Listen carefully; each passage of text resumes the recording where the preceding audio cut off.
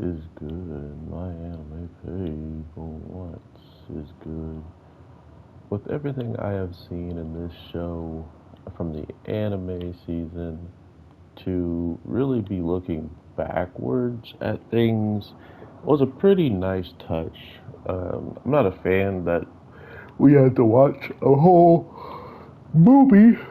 Um, but to be fair, the movie did have some amazing quality to every fight, to the point where it's like, man, bro, just if anime can even top what it did last season, let alone top what some of this movie just showed us, we are in for one of the craziest rides of a lifetime. And this whole entire movie takes place with the kid who I think we heard about in the anime, and it winds up showing us just why he is who he is, right? Like he's kind of a legend in his own right at this point in the story.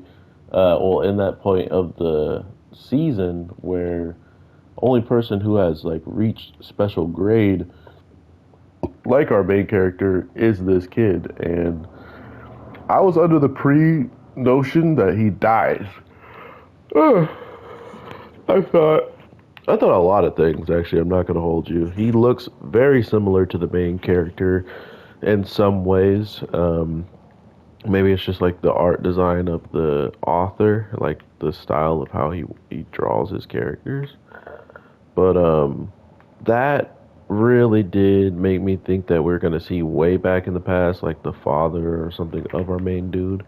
But none of that really came to pass. It really was just about this kid and the ancestry that he has made what we see as one of the most deadliest curse makers or something along those lines. I forgot what the main villain quoted her to be. She was like the woman of curse.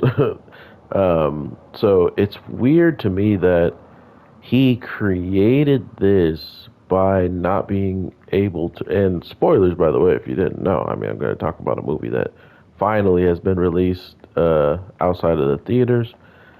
But nonetheless, this was all due to his own abilities that he had no idea he possessed.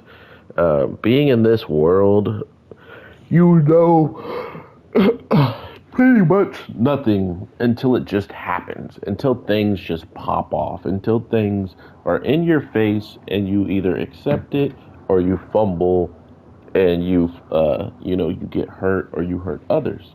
Not to mention the normal life stuff that can get you killed, like getting hit by cars and whatnot. So after girl passes away that wanted to pretty much marry him and be with him forever passes away, she becomes his power, his curse, his overall notion that she cursed him because she wanted to be with him forever. And to Goto, it didn't make sense that she manifested something like the power she did, not to mention she attached herself to someone else. It wasn't like she attained this power and then she's free to do whatever she wants. She is embedded like with this guy. So anything he's going out and doing, she's always tagging along, as we see in the beginning of the episode where he gets pretty much bullied and she just shows up and destroys these people for trying, even attempting to hurt the person she cares about the most. That, I really think there's only so much more